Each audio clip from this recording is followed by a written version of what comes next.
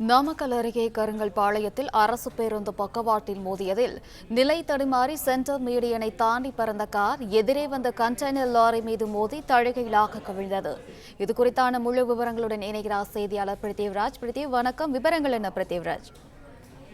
வணக்கம். நாமக்கல் அருகே சேலம் நோக்கி சென்று கொண்டிருந்த கார் மீது பின்னால் வந்த அரசு பேருந்து பக்கவாட்டில் மோதியதில் நிலை தடுமாறி தடுப்புச் சுவரை தாண்டி எதிரே வந்த சொகுசு கார்களை ஏற்றி வந்த கண்டெய்னர் மீது பறந்து சென்று மோதி தலைக்குப்புற கவிழ்ந்து விபத்துக்குள்ளானது.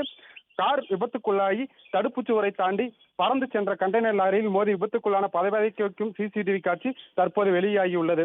திருச்சியில் இருந்து டிரைவர் திவாகர் என்பவர் அவரது நண்பருடன் நாமக்கல்லில் உள்ள தனியார் கல்லூரிக்கு சென்றுவிட்டு மீண்டும் சேலம் நோக்கி காரில் சென்று கொண்டிருந்தார். அப்போது நாமக்கல் அருகே கருங்கல்பாளையம் பகுதியில் சென்று கொண்டிருந்த போது பின்னால் வந்த அரசு பேருந்து காரின் பக்கவாட்டில் மோதி உள்ளது. இதில் நிலை தடுமாறிய கார் தடுப்புச் சுவரை தாண்டி பறந்து சென்று எதிரே சொகுசு கார்களை ஏற்றி வந்த கண்டெய்னர் லாரியில் மோதி கார் விபத்துக்குள்ளானது.